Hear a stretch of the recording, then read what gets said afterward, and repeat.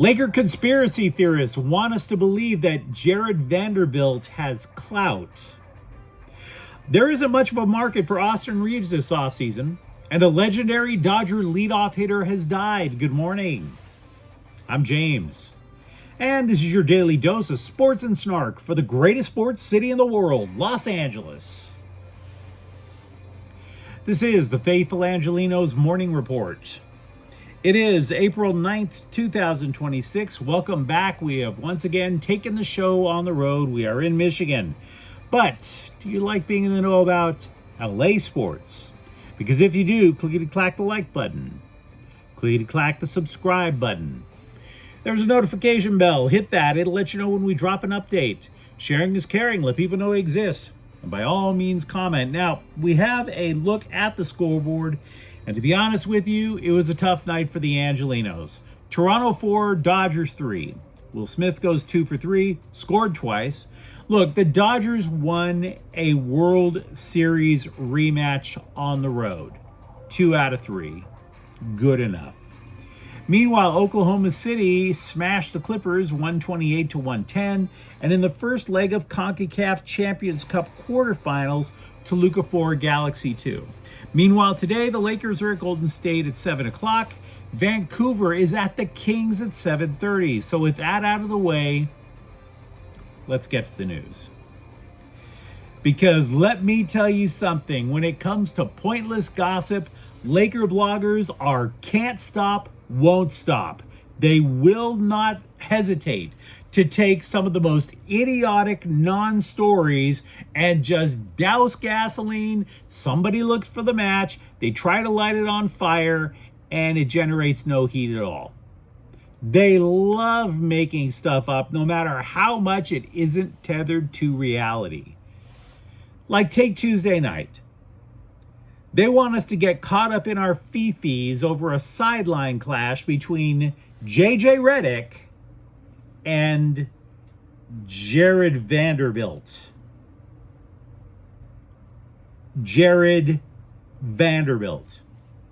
See, during that loss to OKC, the two had multiple conversations on the bench.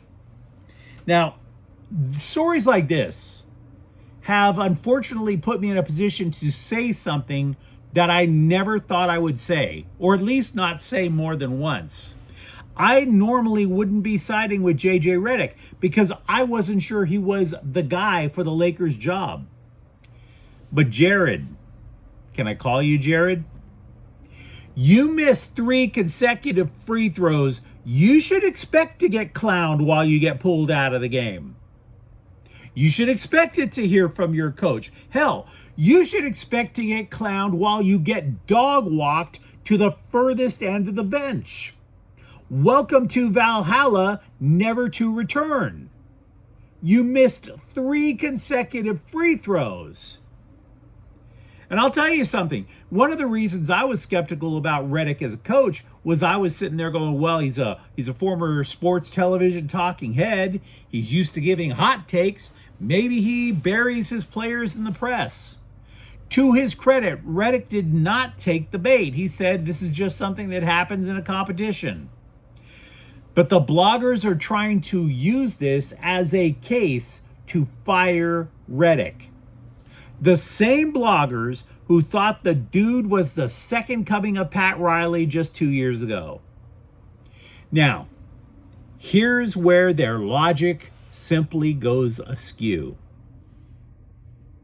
You're trying to tell me that Laker brass is going to take the word, the opinion of Jared Vanderbilt, of Rui Hachimura? Really? You know, coach killer is a phrase that gets thrown around.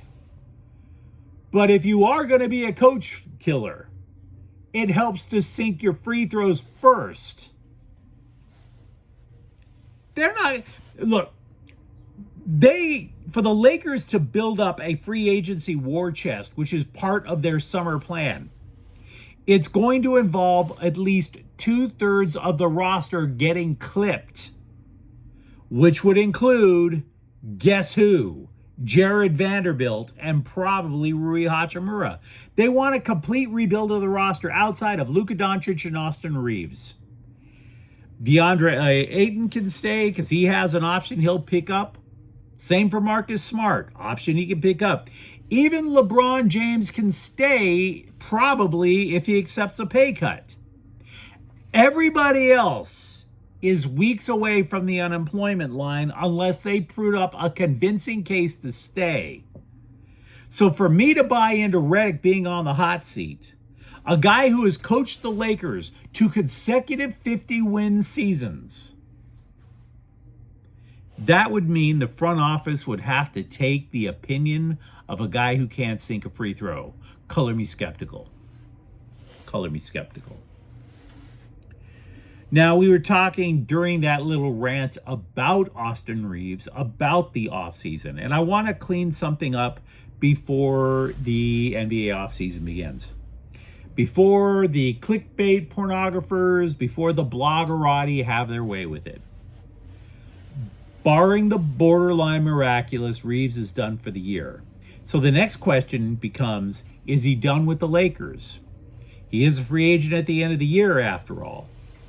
Now, we've been discussing certain aspects of this summer for weeks. There are only going to be 3 teams out there with massive cap space this summer. The Lakers, Chicago, and Brooklyn. If Kawhi Leonard's contract with the Clippers gets voided as a result of an alleged end run around the salary cap, yeah, that would make 4. But that's still a big if. Reaves could theoretically go to the press and say, you know what, I've had it in LA. I want the Lakers to put me in a sign and trade.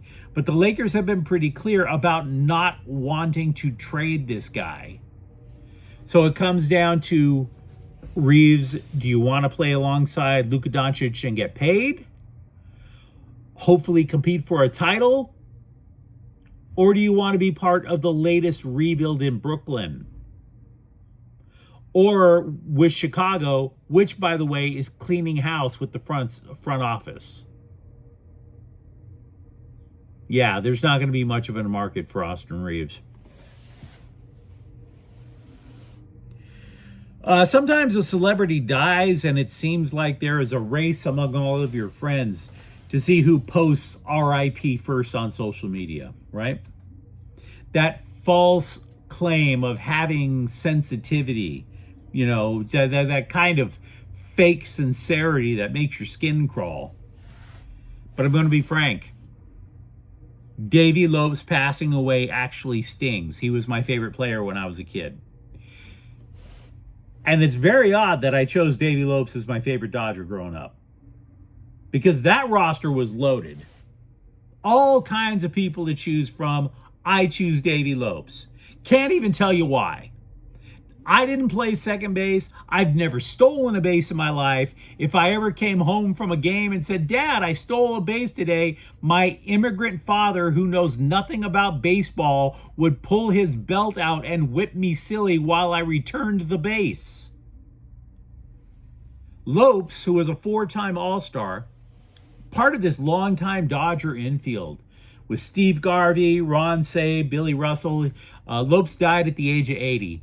He was a World Series winner for LA in 81, and he might go down as the second most feared leadoff hitter in Dodger history. Because number 1 is going to be even harder to top. Maury Wills. He had the second most steals in club history, right behind Maury Wills. But Lopes, God love him, he was extremely clever, extremely gritty. He was successful at taking that stolen base 83% of the time. It wasn't just speed. He knew exactly every pitcher's tell before he took off. Dude was once successful in 38 consecutive stolen base attempts. Don't take my word for it. Johnny Bench, the undisputed best catcher in baseball in the 1970s, said Lopes, quote, is the best there is at stealing. Lopes not only has the knowledge and speed, but also the quick acceleration. He has everything, unquote. Now, as a side note, after he won his ring, the Dodgers then traded him to Oakland. The Dodgers back then were run differently. They wanted to be forever young, much like the song. So, they always had a stock minor league system, but they would use it. Once players started to hit their 30s, unlike today, Al Campanis was looking for the next gen.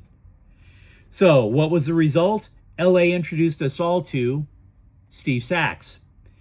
Lopes, though, in Oakland, paired with Rickey Henderson and kept on running. After his 16-year playing career with 557 career steals, he coached 6 teams. He briefly managed in Milwaukee, and I got a chance to meet him in spring training while he was managing the Brewers. Now, unfortunately, that was pre-smartphone. I would have to go look for the photo to find it. So be it. But yeah, Davey Lopes, gone at the age of 80. We talked about the empty rumor mongering with the Lakers. Charger reporters are losing their minds over an alleged rumor from NFL.com's Kevin Patra, who suggested that the Bolts would trade for Giants defensive tackle Dexter Lawrence. This is a fever dream. Not true, not happening. Read this quote from this alleged journalist and you tell me how solid this rumor is. If John Harbaugh can't keep Lawrence, maybe he'd ship the defensive tackle to his brother Jim in LA. The Chargers don't have many draft assets to spend, but they have enough cap space to pay Lawrence and the contract he seeks, unquote. Patra did not say, my sources tell me the Chargers and Giants are talking. No. What he did was, who has cap space to afford him? The Chargers do. Oh, hey, the Giants coach is the brother of the Chargers coach. Wow, what a coinky-dink. That's not enough. Stop it. By the way, if there's one thing we've learned about the Chargers this offseason, they don't spend money. Cut it out. In case you haven't noticed, and I'm willing to wager that you haven't, free agency is on in the WNBA. While the Yas Queens signed a new collective bargaining agreement with the league, the scribes at that point were just beside themselves with glee. Oh, the equity. Oh, the DEI. Just watch for free agency. There's going to be a spending frenzy. So, 2 days have gone by.